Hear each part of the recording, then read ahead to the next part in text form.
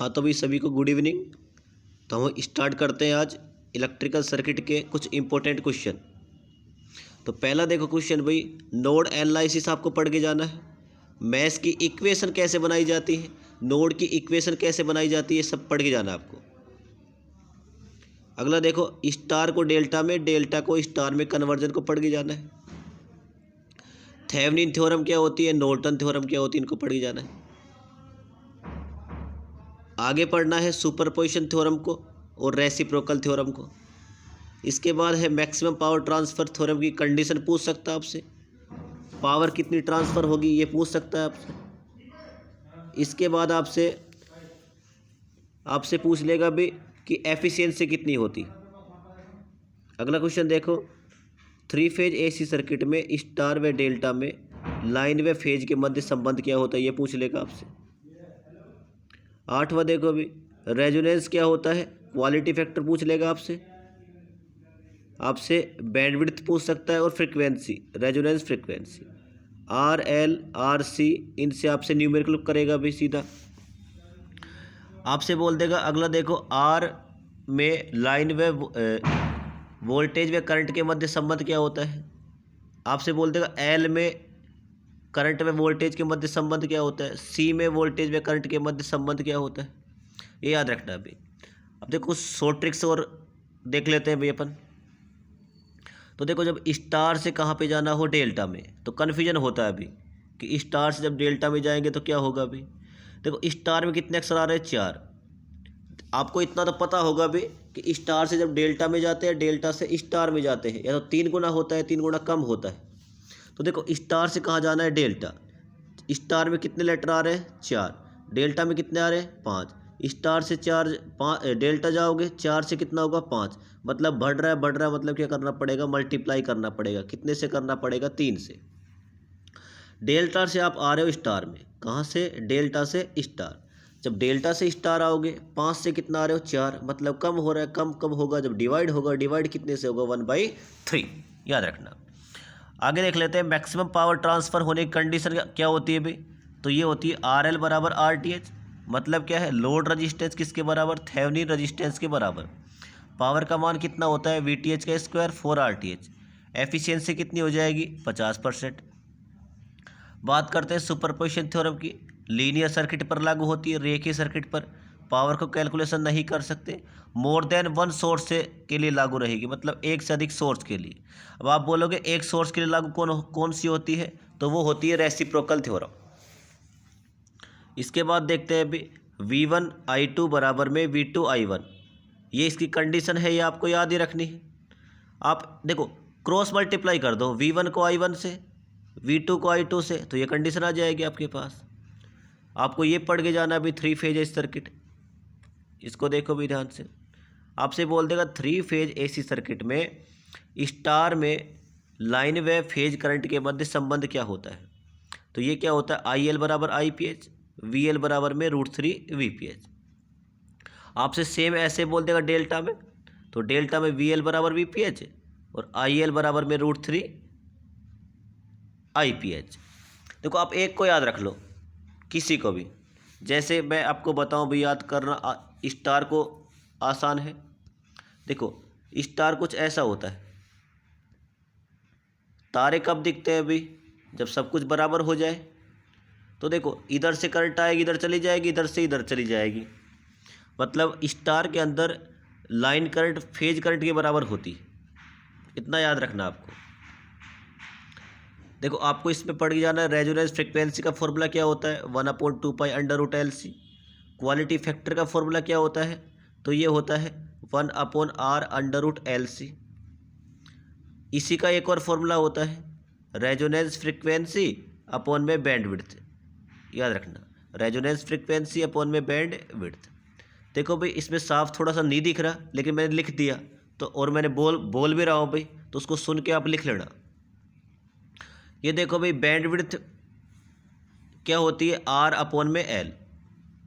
अब देखो इनके मध्य संबंध देखते हैं भाई, रजिस्टेंस, इंडक्टर और कैपेसिटर के मध्य। पहले इसके मध्य देखो,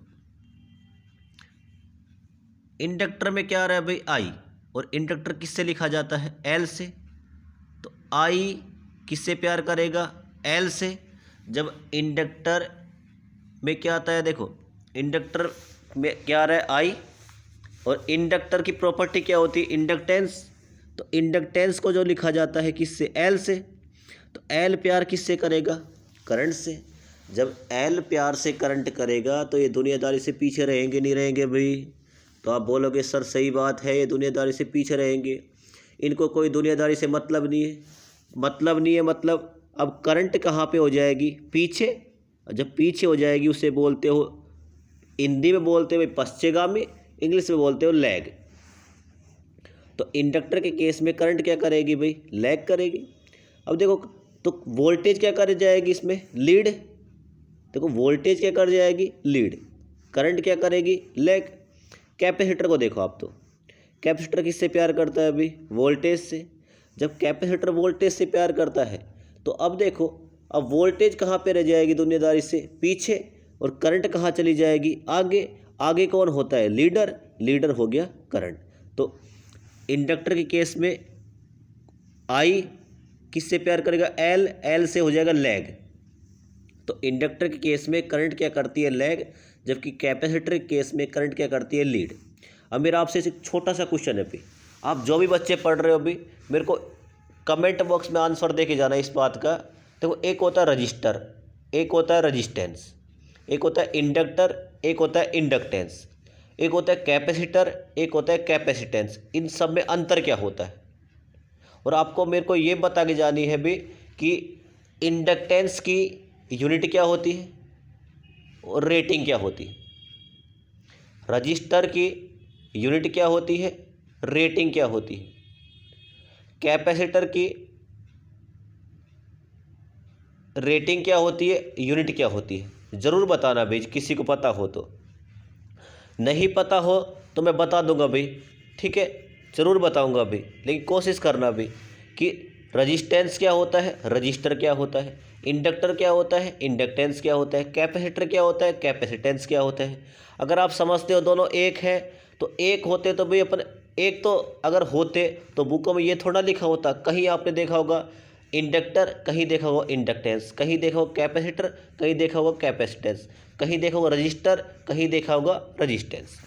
अब एक छोटा सा न्यूमेरिकल करवा देता हूँ अभी, जो आपको देखने को मिल सकता है। जैसे कि आपको बोल देगा वो सीधा, एक सप्लाई वोल्टेज है 20 साइन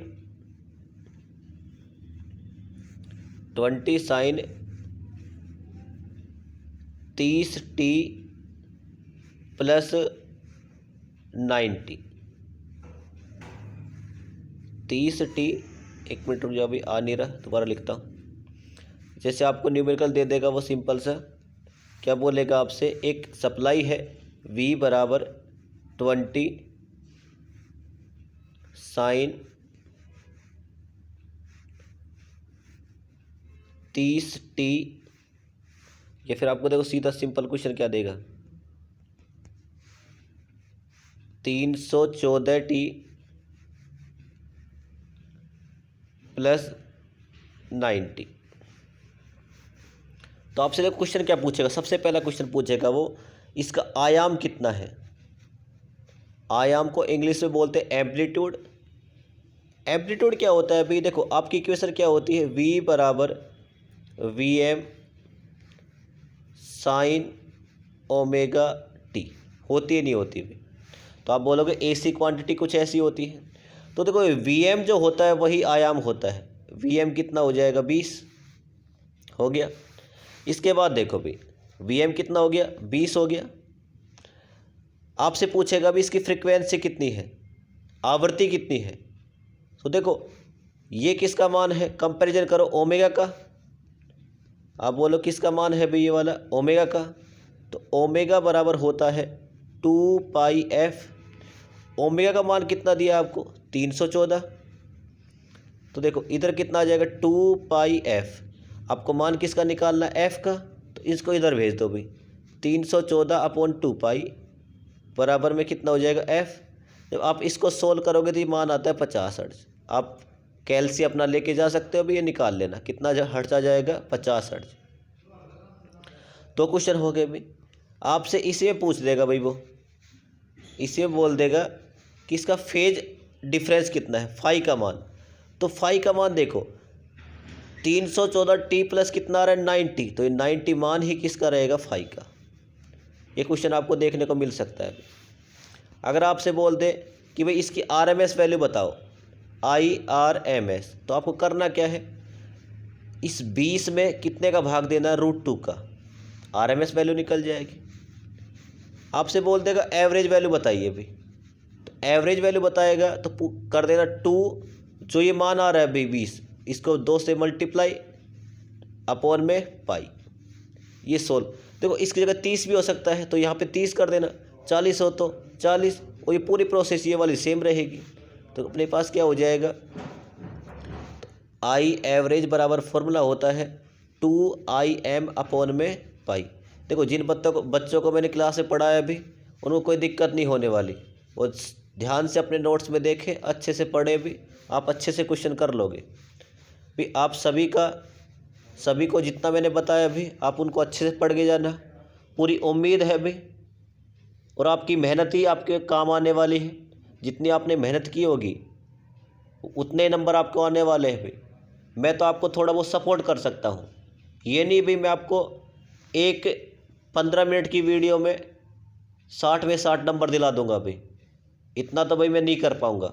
हाँ, मैं आपको इतना बता दूंगा भाई पास कैसे होना है, करना क्या है। आपको मैंने जितना बताया भाई उनको पढ़ के जाना, आप अच्छे से पास हो जाओगे, आप सभी का पेपर अच्छा हो, इसके लिए मैं शुभकामनाएं करता हूँ भाई। आप सभी को धन्यवाद इस चैनल से जुड़ने के लिए। इस वीडियो में इतना ही करते हैं, आगे मशीन और अपना हो गया अभी एक जनरेशन वाला और एक मेजरमेंट, इन सबको मैं करवाने वाला हूँ, बस आपका सपोर्ट होना चाहिए। आप सपोर्ट रखना भी, मैं सारी चीज़ें उसमें करवाने वाला हूँ मेजरमेंट के लिए भी। इस वीडियो में इतना ही करते हैं, आप सभी को धन्यवाद, जय हिंद।